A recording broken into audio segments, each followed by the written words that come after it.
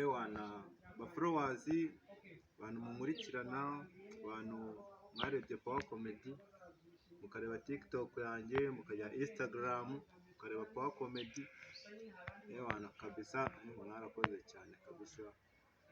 Nagize akantu k'akabazo gatoya, muri manuka nyine murabibona, ewana ntabwo byari byoroshye ariko nyine kubera Imana ndacyariho ndahumeka, ewana turacyakomeza kwifatanya, ewana nta kibazo, nta bintu byabaye birenze, gusa nubwo akantu k'akababaro karimo karazamo ukuntu nyine, ariko kwaje nyine ni gutya na gutya nyine, n'iki kwa n'iki nyine namwe murabyumva.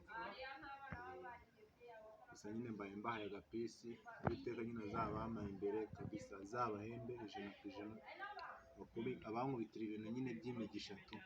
Nose Power Comedy iyi mpanuka yakoze bayireba?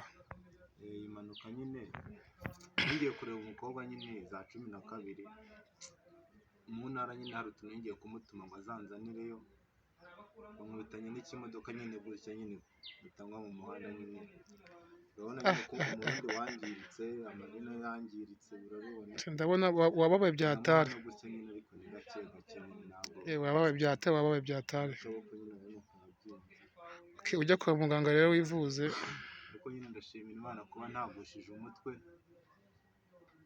cyangwa ngo habe hari ikindi gice hano gutya nyine hangiritse, n'ahangaha ku nkokora, cyane cyane hano aka kaguru ko kabisa, ewana. Ni iki wabwira abakunzi bawe se?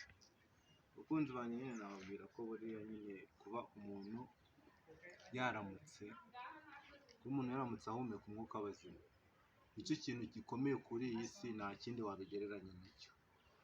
Nubwo abantu usanga barwanira ngo amafaranga, ngo imodoka nziza, ngo ibinyabiziga bihenze, ngo indege, ngo amazu meza, no kugira ibibanza byinshi, biriya nyine ni ingwizatunga zo muri iyi si, ariko amahoro yonyine ni ukuba ufite ubuzima buzira umuze, ukaba ufite Yesu nk'umwami n'umukiza mu buzima bwawe, ukaba wemera ko Imana ibaho kandi ukaba uyikorera unayizeye, ukaba ukunda gusenga,